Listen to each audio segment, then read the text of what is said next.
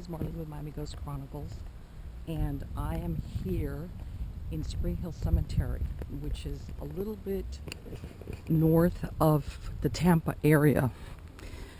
And the reason that I am walking in there is because Hurricane Irma just came through here. And, you know, this road is a little bit like soggy or sandy. And I brought my car. I didn't bring a truck or an SUV. And truth be told, I don't know just what kind of condition this road would be in. And the last thing I would want is to get my car stuck. You know, I came here to the Tampa area for business, and I've seen a lot of people stop out here in the Spring Hill Cemetery. So I said, you know what? Let me stop, and I said, let me go off with at least a camera and see if I can take a look at the cemetery real quick. And as you can tell, yeah, this is down the road. I left my car parked back there with Henry, the videographer, standing guard, and yeah, as you can tell, it's just a narrow road that leads back here. And if memory serves me correctly, I believe this is an African American cemetery, even though it's not strictly. There's other burials, but I believe that some of the burials that are there go back like into the 1900s. So let's see. Nice walk. And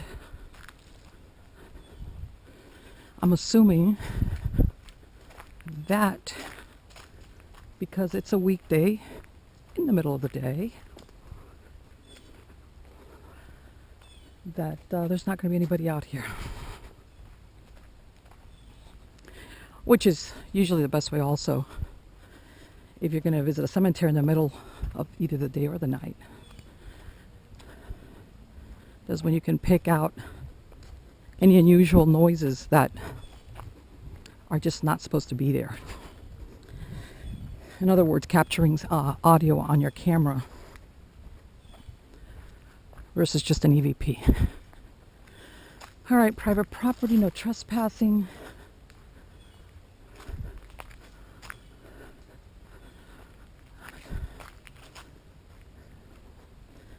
And contrary to what people think, when the gate is open, what they're saying is it's okay to come in. You're trespassing if you come up and that gate is closed, and then you force your way in, you jump a fence, or oh God, then you're trespassing. But yeah, this is a small cemetery here in Central Florida. And I've seen quite a lot of them, to be honest with you. As a matter of fact, this is pretty small in comparison to some of the ones that I have seen. If I sound a little bit out of breath, is like tramping up a sandy dirt road. Okay, let's see what we got here. I wonder what this is.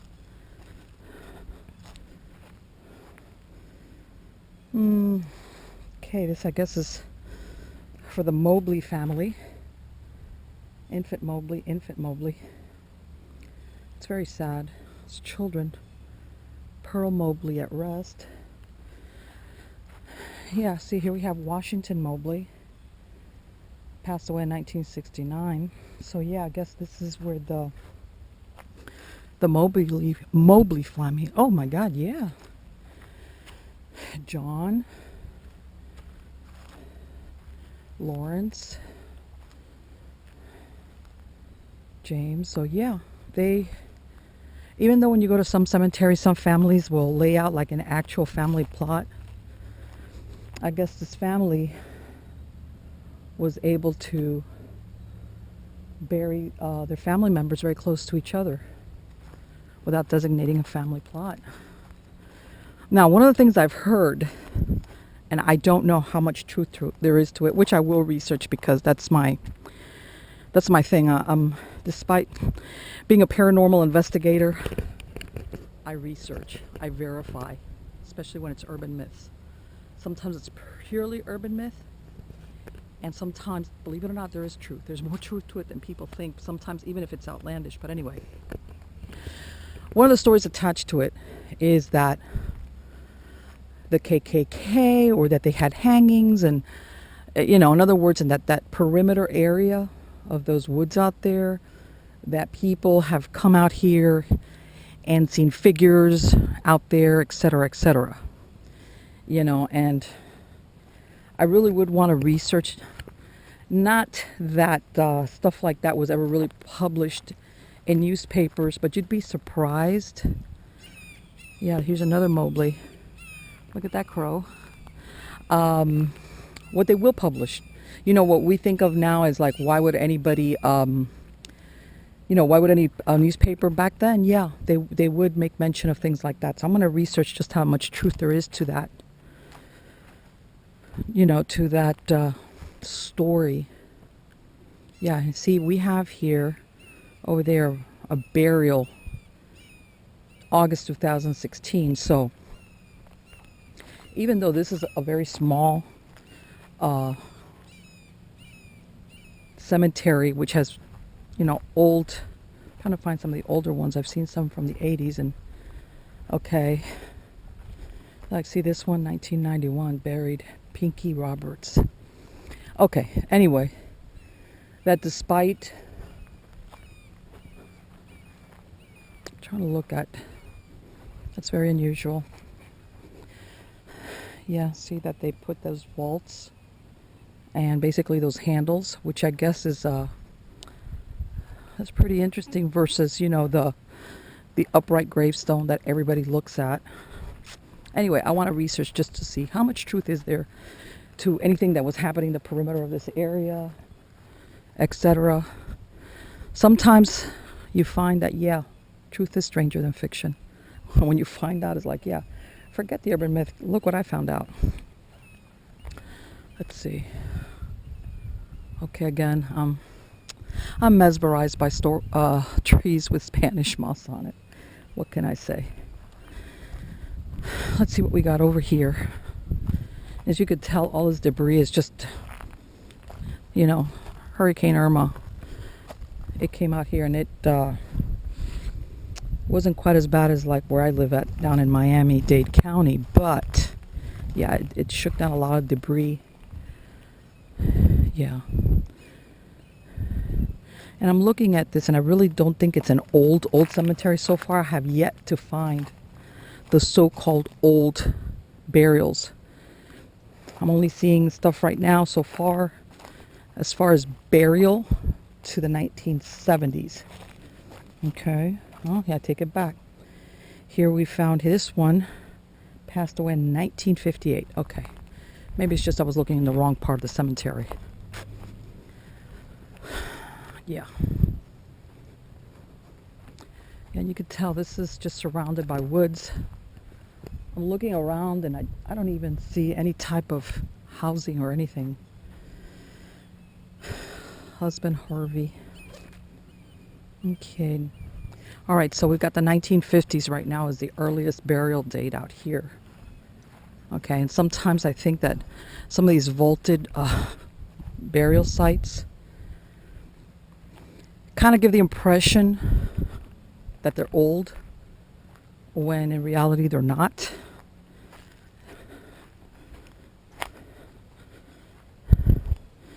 (1974). One of the things, though, and I don't know if the reason that it's done is because it's less expensive, but I will tell you, based on what I've seen with all these cemeteries, especially these smaller rural cemeteries, that whenever you lay anything flat, any type of memorial, forget it. The weather basically erases it very, very quickly. Here's another Mobley over there.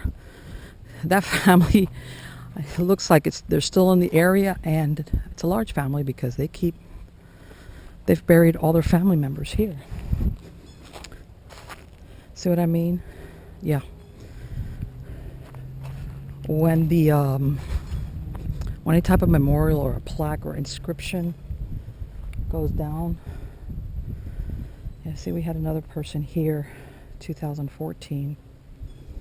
Okay, as you could tell, the the family's still coming to put memorials. Yeah, and that's one of the ways, when you get the older graves, they're, I don't want to say they're forgotten, but sometimes they are. Or the people that would normally come out here, they, believe it or not, they move beyond their grief, which is a good thing. I hate to say it, it's a good thing. They move beyond their grief, and or they die themselves, or they pass away and go or move elsewhere, I guess. But yeah, but you could tell there's a lot of graves out here that are still,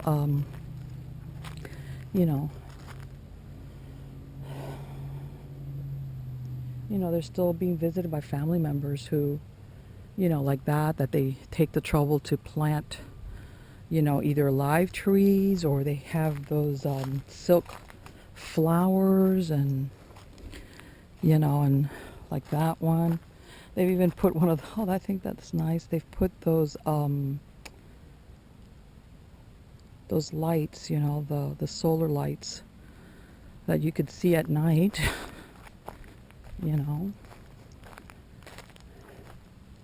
And just in case, I want to give you a heads up. Any minute now, I'm going to get a phone call from Henry saying, "Are you okay?" As a matter of fact, let me see. Hold on. I've got my two-way radio app that I got set up now during Hurricane Irma, because we were so wigged out with what was going on with cellular service. So let's see. Hold on. You've been kidding, and I'm calling him Moldy for Molder. He's calling me Scully, but let's see. Hey Moldy, everything okay? He's been driving me crazy with that stupid app, so it's about time I pay him back. I'm just beating him to the punch before he calls me. Scully, be careful with the anal probe. Okay, all right, okay. You know what? I'm filming. Thank you. And by the way, that anal probe thing is that Scully and Fox thing, X-Files. We're not weird that way, I guess, is what I'm trying to say. So anyway, let's get back to the cemetery run. Thank you for that real moment, Moldy.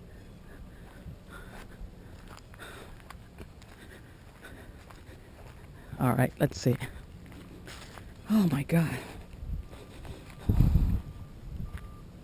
Again, you see some of these, and I don't think they're that old, and God, they are basically indecipherable. You can't tell anything. So let's get back to here and now. And the truth is, okay, see, this is interesting. Here, for the first time, we have somebody that passed away in the 1920s. So here we go. All right, here we have a couple, and they both died, one in 1920 and the other one in 1924. So within 4 years of each other. That right there, yeah, see, there we go. This is your first really older gravesite.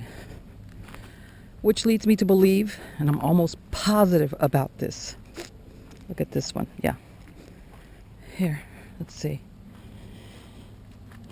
See, yeah, died March 28th, 1923, age 50 dearest love,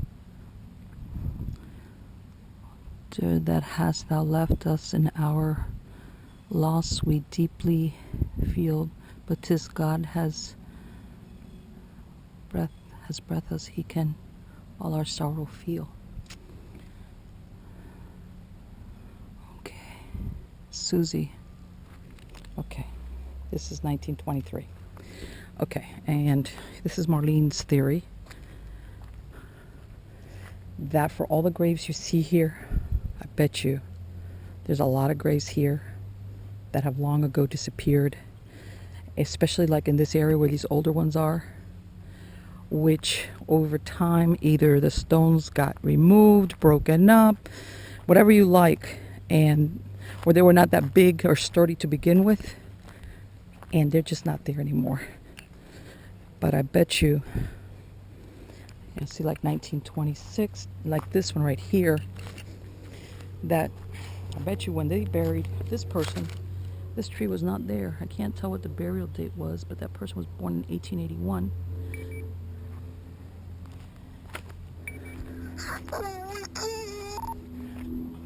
Okay, take a sip of Coke and wait for me. Yes. All right, let's see. So yeah, again, for all the more modern ones, I bet you there's... Okay, stop with the stop with the deliverance imitations. I'm filming. Okay. Let's see. Yep, I bet you there's a ton of graves here that are no longer marked. Let's see. Yeah. It's very, even though they're kind of squared in a way, and I imagine somebody has got the legend here for like the layout of who's actually buried here. Like over there, see, that's very nice. That's very, those graves are kept very clean. You could tell somebody's attending to those. This is a very kind of haphazard layout as far as when you actually see the burial sites. Let's see. You know what? Maybe I will pick something up on audio when I play back. It's not the first time that would happen to me. By the way, this is great though. Being at a cemetery like this by yourself is fantastic. The reason being, you can hear, see things. And even when you have a team with you, you get distracted and you don't pick up on. Okay, let's see. Again, you know, here you've got all these silk flowers and... Okay, I've seen this grave before, which supposedly belongs to a child. And you would assume that that's it, because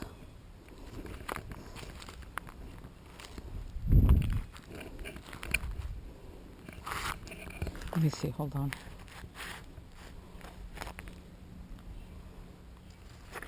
And I really don't know if this is the child's grave. I've got just a date of 2007, which might indicate the child's burial, as in, you know, no date of birth and no date of death. It's just that 1 year. So maybe that's who this grave is for, unless there's something else there. That's very possible. That's who this child, this girl, is for. All right. And I've got an 07 date. So yeah, I have a feeling that that's it. That's who this is for. So we're talking here very young child, either first year of life or newborn, something along those lines. Okay. Yeah, burial's 2015. As you can tell, those are the more modern markers. Those are made of, I think it's granite. They're very well carved. As to my impressions, if I stand here a minute, in the shade of course, you hear a lot of noises, animal noises, insect noises. To be honest with you, no unusual feelings, no feelings of being watched. And you know what? I have been in situations very similar to this, in the middle of a cemetery like this. And it's incredible how right before you either hear, see, or feel, or all together, like a stillness comes in right before it, that basically your senses feel it. In other words, you pick up, subconsciously, that all of a sudden all the noises that you were hearing only a few seconds before have stopped. And then you have that experience. And so far I haven't had that. It's almost like if you're in a vacuum and they pull the air out, and all of a sudden all the noises that you were hearing just stop, and you get this feeling. And sometimes it only lasts for a few seconds. But yeah, despite it being the middle of the day and hot and very little breeze, yeah.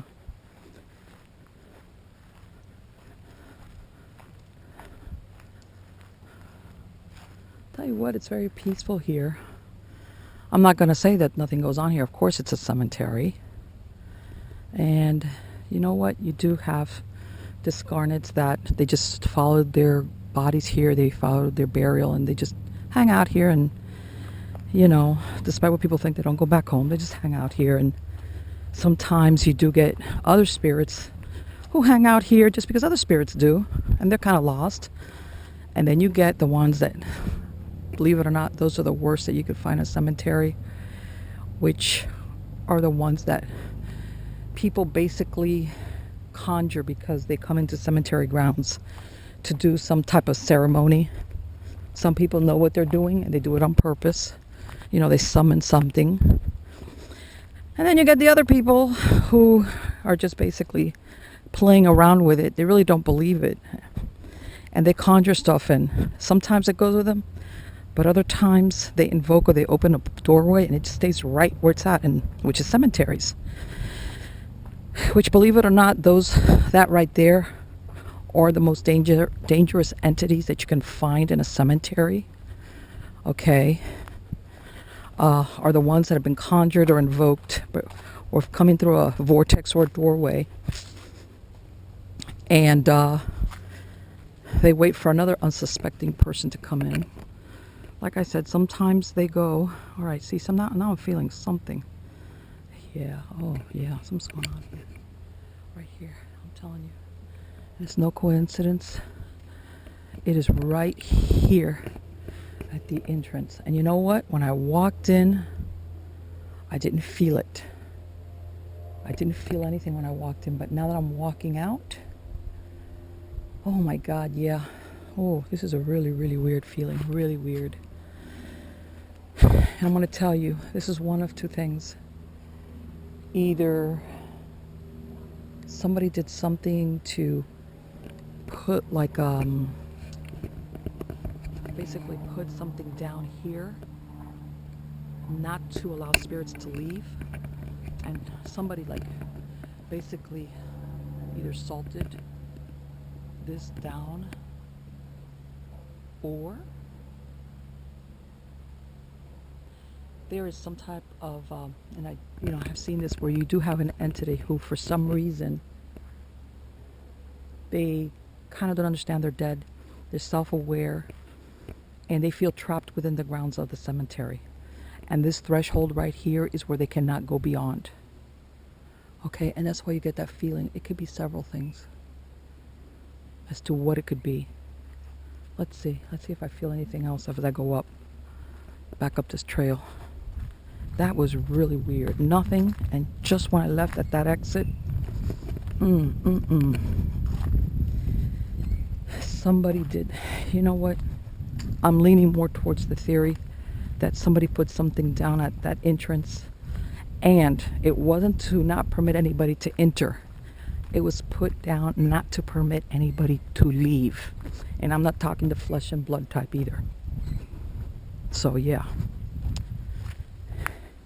Either somebody came, knew what they were doing, because yeah, they came, they visited, they did something, and they didn't want somebody to follow them home, or they came and they unleashed something. They did it on cemetery grounds because that's what it called for, but they wanted to wash their hands of it, and they knew the best and easiest way was just to put something where that spirit could not leave. Yeah, okay. I don't know if well, you guys can't notice, and I really don't know. I don't think that this picks up that well, but it's gotten really, really quiet. Really quiet. But the only thing I can hear right now is my footsteps on the sand. Huh. Oh. You remember I told you earlier? No birds. No insects. That was my phone. No nothing. It's very unusual. I just heard a bird off. Okay. Oh, and by the way, yeah, there's something going on around here. I'll tell you that much right now. And I think I'm onto it. You would be surprised where people sometimes, if they can't get into actually cemetery grounds, they will dispose of ashes or how can I tell you, spell work and ritual items, even sacrifices. They dispose of them in places like this, wooded areas like this. You know, not all cemeteries have this wooded, lined entrance like this one. As you can tell, people do come out here and just don't trash. But this is ideal for somebody that needs to dispose of dark magic ritual items, or even stuff that they just don't want to have in their house, or much less bury in their yards. So they come out here, and if they can't get into the actual cemetery, this is the next best thing. All right, guys, I'll be talking to you. And there's my car. Let's see what happens if later on we pick up anything on audio. I'll be talking to you guys. This is really interesting. Hi everybody, this is Marlene again, and I wanted to follow up on what I had said about doing a little bit of research as to what are the legends tied into Spring Hill Cemetery, or African American Spring Hill Cemetery. And the reason that I wanted to differentiate was because as late as 1988, what's now known as Likes Cemetery, or Likes Family Cemetery, which is right across the road, was still being named Spring Hill Cemetery, and all the obituaries for the burials of the people that were going into Likes Cemetery. But anyway, and I don't know if you saw my little notes there during the slides, which was number one, okay, the Likes family, they basically donated land back in 1890 for the cemeteries, and then in 1900 they donated almost 4 acres for the African American families in that area to bury their dead, which is where I was at. Okay, and that's why both of these cemeteries are so close to each other. They're like right across the street from one another. And now, as far as finding any type of documentation as to some of the claims, I was only able to find a couple. By that, just because it's not that hasn't been documented, I know it doesn't mean that never happened. But anyway, one of the things that there's a lady by the name of Alice Walker who has been the caretaker since like 1993. She's a very elderly lady, and on several interviews with different papers, she says that there's a large live oak in that cemetery, which is where a gentleman by the name of Reverend Abe Tillman was hung from one of these trees. I don't know which one specifically. I couldn't find any documentation as to that, and I'm not surprised. But that was one of the things I was actually able to verify as far as claims. And in 1988, there was a large 6-foot wooden cross that was burned right at the very entrance off the roadside, but on the entrance that goes down into the cemetery, which you saw me walk in and out of, that was a 6-foot cross. Okay, you know what that means. But anyway, and one of the other things that I did want to tie into is I am going to be doing another show. Oh, also, before I forget, back in 2009, two teens were arrested for stealing skulls out of that cemetery. And they got arrested for that, because I know that cemetery has had a problem with vandalism and desecration, etc. But anyway, wanted to follow up on is, you can understand some of the slides that you're looking at right now is a tie-in between that cemetery, which is now known as Likes or Brooksville, and another show that I'm going to do for what's called the Dozier or Boot Hill Cemetery, that is tied into the Florida Industrial School for Boys up in Marianna, Florida. And let me give you a little bit of background, because I'm going to do it, like I said, a separate show on this. This cemetery, okay, is located in woods of what's called the present grounds of the Arthur G. Dozier School for Boys. And this was a state juvenile correction facility. And originally it was known as the Florida State Reform School, and it was established about 1900. And then later on they renamed it to the Florida Industrial School for Boys. Now, this institution had a notorious reputation as an abusive place, especially in the earlier years, and it even had a torture chamber known as the White House. Okay, this was the place they sent you to for punishment or abuse, really, think is what it was.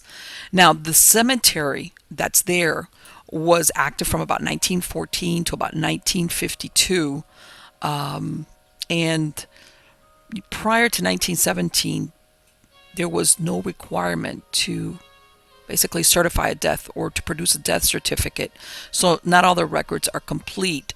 And there's a big belief that there's a lot of burials in that cemetery up in Marianna that were never documented on the books, in other words. Now,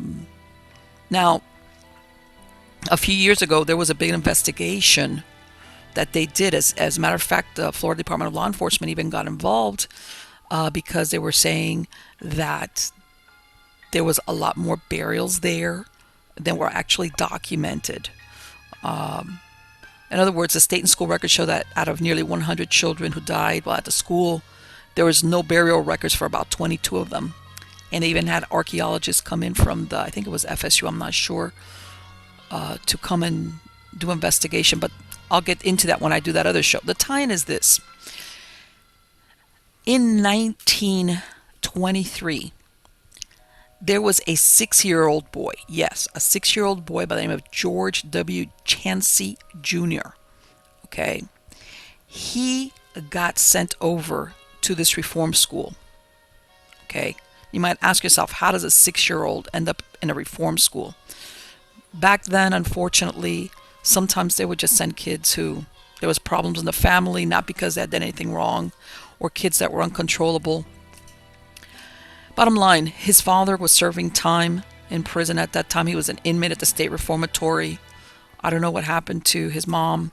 Bottom line, this little boy ends up in this Dozier school, this reform school, and he dies there, okay, in 1923. He was born in 1917 and died in 1923, and apparently, I believe he died from a sickness. Okay.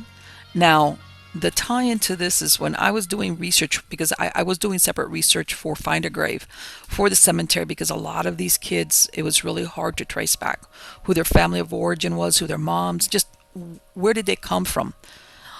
And it turns out that this family, they lose this little boy, George, in 1923 in this reform school. Okay. I guess shortly thereafter, the dad gets out of jail or prison, whatever. The family moves to Brooksville. Okay. Now, they have another little boy. Okay. And they named that little boy Clyde Chansey. Okay. Now, if you look at the slides, you're going to see I put on there copies of different newspaper cuttings from Brooksville, okay, talking about a missing youth that his body was found. Okay. which, believe it or not, in 1937, this is when Clyde was he was found dead. Basically, from what I understand, he's they can't find him. Okay, they finally find him in a thicket under a tree, and it looks like some of his vertebrae were broken. So it looks like, or it's inferred by the newspapers of that time, 1937, like he might have taken a fall and landed on his back and died. At that time, just of course, there was no forensics that they brought to this. But anyway, I just wanted to sometimes, what are the chances? Here's this family, loses a 6-year-old that's sent to a reform school, dies from malaria. Okay. They go ahead and have another little boy. All right. And within maybe 13 or 14 years, that second little boy, Clyde, at 11 years old, dies from a mysterious, I guess, fall from a tree and is found in a thicket. Really unusual. And I hope you guys follow this show, and also when I do put out the specific show, the video for the Dozier Reformatory School Cemetery, which is super, super interesting. Not because of just what went on there, because of so many things, and you'll see what I mean when you see the video. So I hope you guys like it. So hit the like button, subscribe to my channel, and I hope to be seeing you guys really soon.